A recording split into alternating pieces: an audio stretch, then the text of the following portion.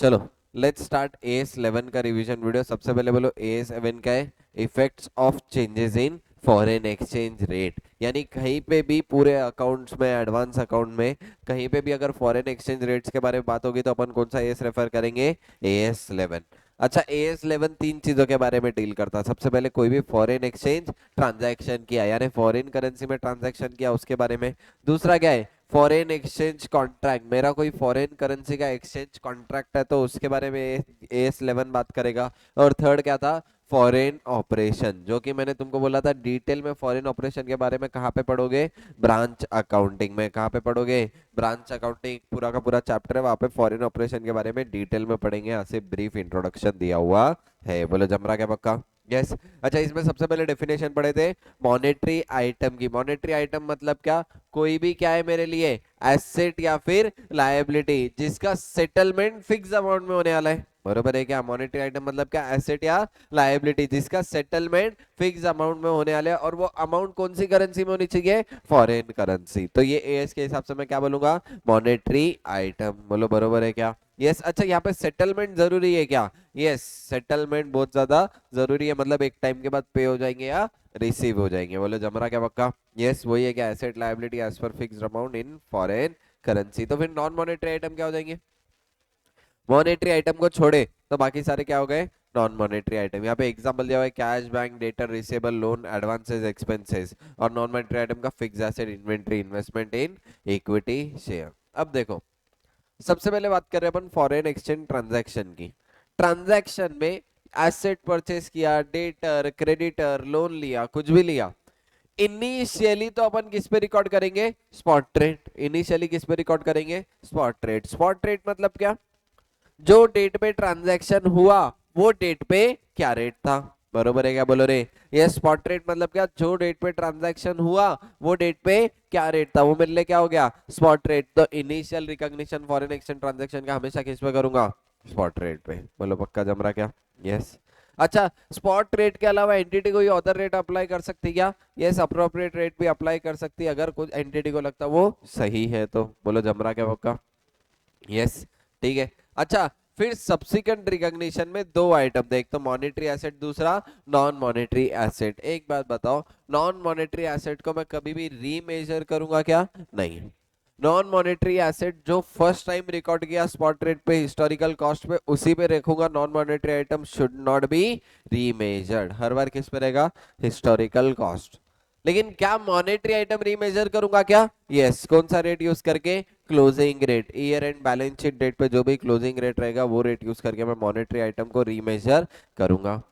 अब एक बात बताओ, तुमको क्या लगता है फिर एक्सचेंज डिफरेंस गेन या लॉस मॉनेटरी आइटम में आएगा या नॉन मॉनेटरी आइटम में?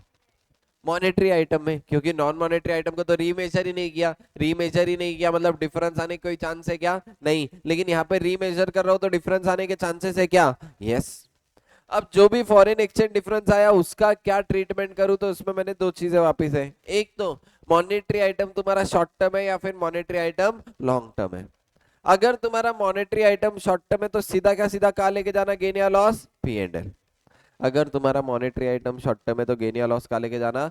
P&L। अच्छा, एग्जांपल भी याद रख लेना, debtor, creditor, bill receivable, bill payable. क्या क्या है? Debtor, creditor, bills receivable, bills payable. बोलो पक्का जमरा? यस। डायरेक्टली क्या कर देंगे? P&L। लेकिन अगर मॉनेटरी आइटम लॉन्ग टर्म है, लॉन्ग टर्म में यहाँ पे एग्जांपल याद रख लेना, लोन। एग्जाम में आया तो क्या आएगा? सिर्फ लोन वाला एग्जांपल आएगा। तो अगर मेरा मॉनेटरी आइटम लॉन्ग टर्म है तो मेरे पास पैरा 46A है। क्या है? Para 46A। पक्का? अच्छा, पैरा 46A क्या बोलता? अगर पैरा 46 से ऑप्ट नहीं करते ट्रांजैक्शन को सीधा सीधा कहा लेके जाना? P&L। अगर पैरा 46 से ऑप्ट नहीं किया कहा लेके जाएंगे? P&L। लेकिन अगर पैरा 46 से ऑप्ट किया तो वहां पे तुमको दो बातें हैं, एक तो पीपीए या एनी अदर एसेट है। मतलब जो लोन लिया था वो पीपी के लिए लिया तो किससे एडजस्ट करना चाहिए? पीपी की कॉस्ट से। पक्का? जो लोन लिया था वो पीपी के लिए लिया था तो कहां से एडजस्ट करना चाहिए? पीपी की कॉस्ट से। पक्का? यस। अच्छा, यहाँ पे लोन को मेजर कर रहा है या पीपी को? लोन को रीमेजर कर रहा पीपी के कॉस्ट से, जम रहा क्या, क्योंकि PP property plant and equipment fixed asset मेरे लिए मॉनेटरी है नॉन मॉनेटरी है, नॉन मॉनेटरी है, कभी भी रीमेजर नहीं होगा। मैं यहाँ पे किसको रीमेजर कर रहा, लोन को रीमेजर कर रहा, लोन मेरे लिए मॉनेटरी आइटम था क्या, यस, लेकिन लोन के अंदर जो डिफरेंस है उसको किसके अंदर ट्रांसफर कर रहा, पीपी के अंदर। बोलो जम रहा क्या पक्का, यस, गड़बड़ नहीं, ठीक है। तो अगर लोन मैंने पीपी के लिया तो किससे एडजस्ट होगा, पीपी के लिए, लेकिन अगर एनी अदर पर्पस के लिया तो एक अपना अकाउंट है F C M I T D, एक और बार बोलो, F C M I T D account में चले जाएगा। F C M I T D मतलब क्या, foreign currency monetary item translation difference account, बोलो बरोबर है क्या, यस। अगर पैरा 46 से ऑप्ट किया और लोन कोई अदर पर्पस के लिए, बोलो जम रहा पक्का, यस। देखो वही है, अगर मॉनेटरी आइटम लॉन्ग टर्म है जैसे कि लोन, और लोन पीपी के लिए लिया, अगर पैरा 46 से ऑप्ट किया तो किससे एडजस्ट करूंगा, एसेट से, पक्का। अच्छा पैरा 46 से ऑप्ट नहीं करता तो कहा जाता है सीधा सीधा पीएनएल, दिमाग ही नहीं लगाना। अच्छा लोन एनी अदर पर्पस के लिए था अदर देन पीपी, तो वो केस में अगर पैरा 46 से ऑप्ट कर रहा तो कहा लेके जाऊंगा, F C M I T D, foreign currency monetary item translation difference account. अगर पैरा 46 से ऑप्ट नहीं कर रहा तो कहा जाएगा पीएनएल। अच्छा दोनों भी केस में क्या पैरा 46 से ऑप्ट करना कंपलसरी है क्या, नहीं, किसकी मर्जी, एंटरप्राइज की मर्जी, एग्जाम में दिया हुआ रहेगा पैरा 46 से ऑप्ट किया या नहीं किया। बोलो जम रहा क्या पक्का, अरे बोलो रे, यस 100% जमा यहाँ तक, ठीक है। नेक्स्ट क्या है देखो, foreign exchange contract. Foreign exchange contract मतलब क्या, बहुत बार forward exchange contract, forward exchange contract मतलब क्या, बहुत बार मैं आज की डेट में ही फ्यूचर का कॉन्ट्रैक्ट फिक्स कर लेता। बोलो ऐसा हो सकता क्या, यस, इसी को क्या बोलते हैं अपन, फॉरवर्ड रेट। 2 महीने बाद का, 3 महीने बाद का, मैं आज की डेट में एसबीआई बैंक के पास जाऊंगा और एसबीआई बैंक को बोलूंगा मैं तुम्हारे से 2 महीने बाद $1 लाख लूंगा या 2 महीने बाद $1 लाख दूंगा, मेरे को 2 महीने का रेट आज, 2 महीने बाद का रेट आज की डेट में ही क्या कर लो, फिक्स कर लो, उसी को क्या बोलेंगे अपन, फॉरवर्ड रेट। फॉरवर्ड रेट मतलब क्या, फ्यूचर में क्या एक्सचेंज रेट होगा मैंने आज की डेट में डिटरमाइन कर लिया क्या, yes. Forward exchange contract means an agreement to exchange different currency at forward rate, जो भी फॉरवर्ड रहेगा उसके ऊपर मेरे को एक्सचेंज करना पड़ेगा क्या, यस। अब मैंने तुमको बोला ये जो फॉरवर्ड कॉन्ट्रैक्ट करते हैं 2 पर्पस के लिए, एक तो किसके लिए करते हैं, जहां पे मैं फट्टू, फट्टू मतलब क्या, मेरे को क्या करना है, हेज करना है, मेरे को पैसे आने वाले, $1 लाख आने वाले या $1 लाख जाने वाले। अगर $1 लाख आने वाले तो मेरे को किसका डर है, डॉलर गिरने का डर।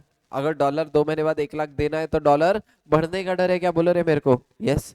तो हेजिंग में मैं क्या करूंगा, मैं फट्टू, मेरे को डर है, मैं डरू है, इसलिए मैं क्या ले रहा, फॉरवर्ड कॉन्ट्रैक्ट। यहाँ तो ये पर्पज रह सकता।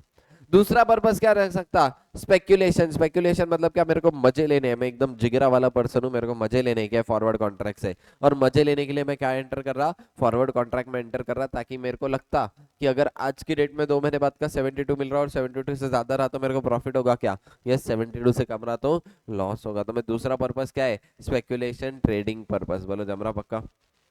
अच्छा हेजिंग में मेरा कुछ भी प्रॉफिट या लॉस कमाने का एम था क्या, नहीं, मेरे को क्या करना था, खाली रिस्क को कवर करना था। किसको कवर करना था, रिस्क। देखो क्या है, here the person is risk averse, मतलब रिस्क लेना नहीं है and don't want to take the risk.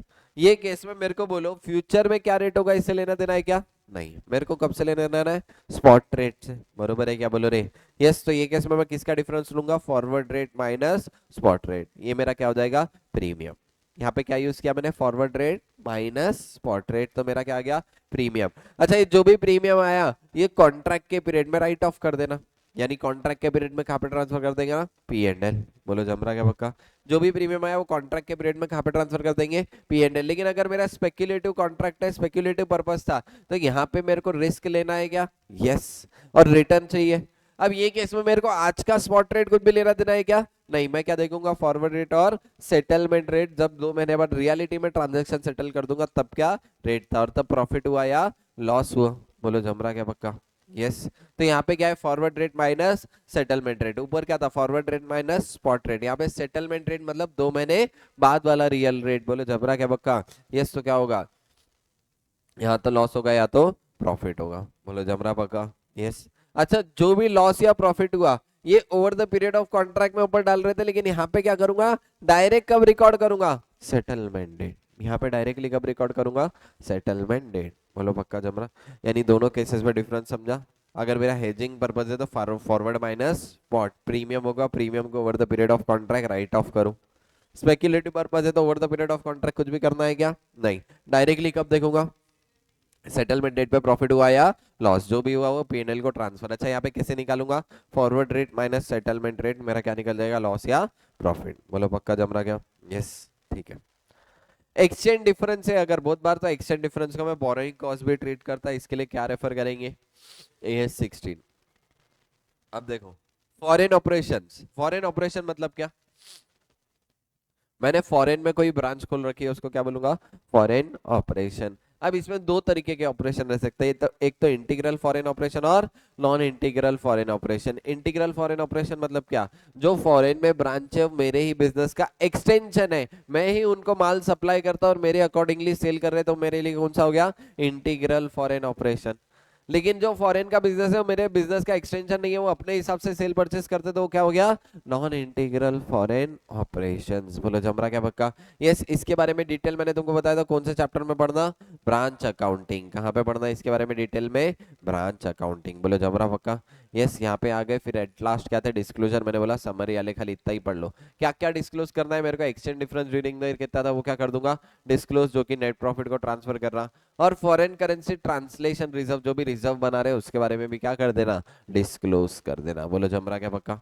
Yes. चलो एक बार फटाफट क्वेश्चन बैंक पे आ जाओ। चलो ये वाला क्वेश्चन देखो।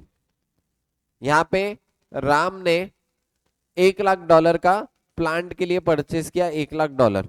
अच्छा पेबल आफ्टर 3 मंथ था। $1 लाख कब पेबल है? 3 मंथ। अब इसने क्या किया? 3 मंथ्स का फॉरवर्ड रेट एंटर कर दिया 49.15। बोले यहाँ पे स्पेक्युलेटिव पर्पज है या हेजिंग?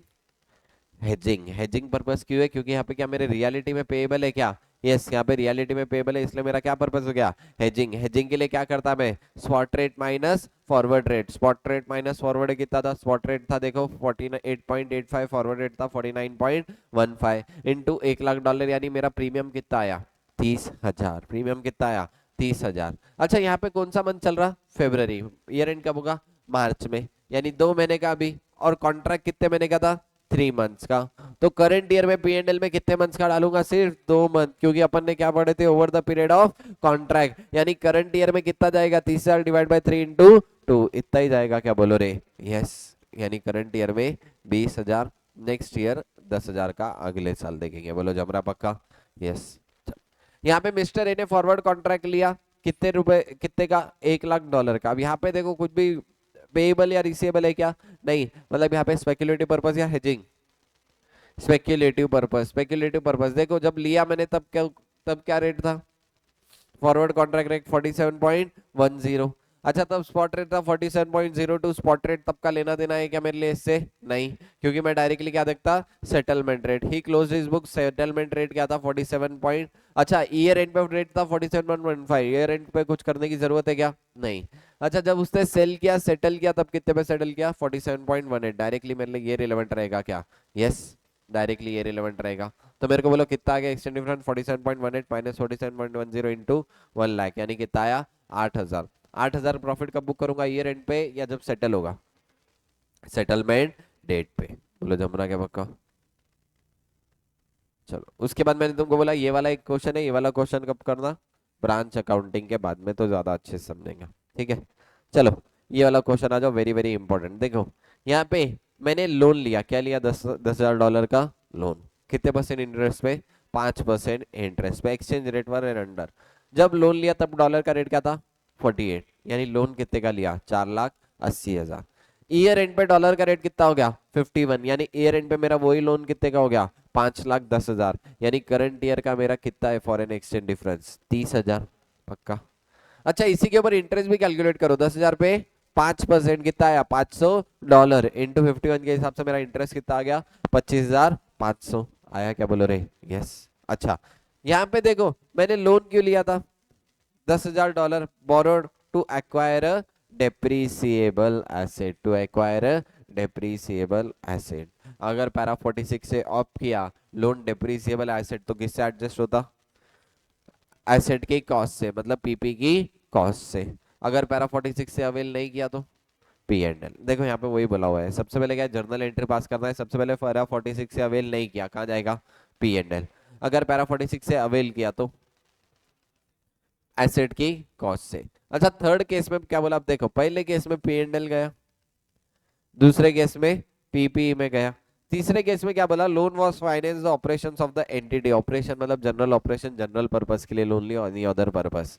अब एक बात बताओ, पी एंड एल ऑलरेडी पूछ लिया, पीपी का भी केस पूछ लिया, तो यहाँ पे ऑब्वियसली कौन सा केस पूछ रहा होगा, F C M I T D, कौन सा केस पूछ रहा होगा, F C M I T D. बोलो जम रहा क्या पक्का, यस 100%। यानी थर्ड केस में मैं क्या कंसीडर करूंगा, पैरा 46 से अवेल किया और डिफरेंस काट ट्रांसफर कर दूंगा F C M I T D. देखो पहले तीन एंट्री तीनों भी केसेस में सेम होगी। सबसे पहले तो लोन लेने की एंट्री क्या होगी, bank account debit to foreign currency loan account, तीनों भी केस में सेम एंट्री होगी क्या, बोलो रे यस। देखो क्या है, bank account debit to foreign loan account. उसके बाद फाइनेंस कॉस्ट, तीनों भी केस में सेम चार्ज करूंगा क्या, यस। क्या एंट्री होगी, finance cost account debit to bank, क्योंकि क्या बोला हुआ ईयर एंड पे फाइनेंस कॉस्ट पे हो गया था, तो finance cost account debit to bank 25,500, बरोबर है क्या। तीसरी फॉरेन एक्सचेंज डिफरेंस की एंट्री तीनों में भी सेम करूंगा, एंट्री क्या होगी, foreign exchange difference account debit to foreign currency loan account. देखो foreign exchange difference account debit to foreign loan account. अच्छा यहाँ पे इन्होंने इसी को पीएनएल कंसीडर कर लिया, मैं डायरेक्टली इसको ट्रांसफर भी कर सकता क्या पीएनएल में, यस। क्या एंट्री होगी, profit and loss account debit to foreign exchange difference account, एक एडिशनल एंट्री पास कर सकते क्या, यस। अच्छा जब पैरा 46 से अवेल किया तब ऊपर की तीनों भी एंट्री सेम, लास्ट एंट्री की इसको ट्रांसफर हो जाएगी, property plant and account debit to foreign exchange difference. अच्छा ये वाले केस में कहा जाएगा फिर same entry, foreign currency monetary item translation different to foreign exchange difference, यानी सेम एंट्रीज है क्या, पहले तीन एंट्री तीनों में सेम है, फोर्थ एंट्री तीनों में अलग है, एक में पीएनएल को ट्रांसफर किया, एक में पीपी को ट्रांसफर किया, तीसरे में एफसीएमआई टीडी को। बोलो जमरा पक्का, यस ठीक है। चलो क्वेश्चन नंबर 10 AS11 का। अब देखो ट्रेड रिसीवेबल का बैलेंस कितना था, 5 lakh. Trade receivable monetary asset या नॉन मॉनेटरी, मॉनेटरी। अच्छा ट्रेड रिसीवेबल शॉर्ट टर्म है या लॉन्ग टर्म, शॉर्ट टर्म है, तो पूरा का पूरा काट डाल देंगे पी एंड एल। अब देखो जो डेट पे मैंने ट्रेड रिसीवेबल दिया वो डेट पे कितने आए थे, 58.5। एक बात बताओ 58.5 तो डॉलर कितने, 5 लाख डिवाइड बाय 58.5 कितना आ गया, 8547.01 डॉलर्स। बोलो बरोबर है क्या, यस। अच्छा ईयर एंड पे रेट कितना था, 31 को रेट कितना था, 61.20। तो इसके ऊपर फॉरेन एक्सचेंज डिफरेंस कितना आया, 61.20 माइनस 58.50 इंटू 8547.01 कितना आया, देखो 23077। कहाँ जाएगा ये, शॉर्ट टर्म है तो ऑब्वियसली कहा जाएगा पी एंड एल, दिमाग लगाने की जरूरत है क्या, नहीं।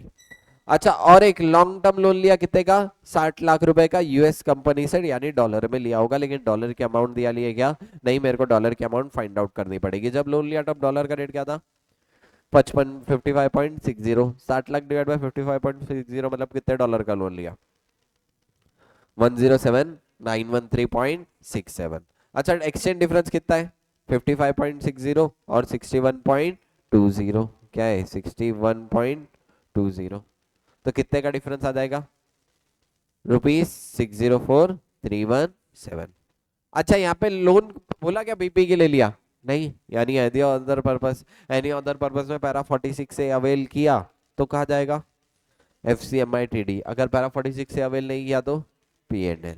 बोले जमरा क्या पक्का, यस। वही इन्होंने भी दोनों भी तरीके से आंसर दिया, सबसे पहले अपना आंसर आया था 23077 क्रेडिटेड टू द पीएनएल, और बाद में अपना भी आया 604317। अपने पास ऑप्शन है एफसीएमआईटीडी और profit and loss as the case में भी, अगर पैरा 46 से अवेल किया तो एफसीएमआईटीडी, पैरा 46 से अवेल नहीं किया तो पीएनएल में। बोले जमरा क्या पक्का, यस। उसके बाद ये इंपॉर्टेंट एमसीक्यू था, ध्यान देना, foreign currency monetary item translation difference account क्या मेरे लिए मिसलेनियस एक्सपेंडिचर है क्या, नहीं। क्या नॉन करंट एसेट या करंट एसेट है क्या, नहीं। इट इज व्हाट मेरे लिए क्या है, रिजर्व एंड सरप्लस। क्या है मेरे लिए, रिजर्व एंड सरप्लस का पार्ट है, इसलिए मैं रिजर्व एंड सरप्लस में बताऊंगा। इंपॉर्टेंट एमसीक्यू था। बोलो जमरा क्या पक्का, यस। यहाँ पे अपना किसका रिवीजन खत्म हुआ, AS11 का रिवीजन खत्म हो गया, ठीक है। चलो लेट्स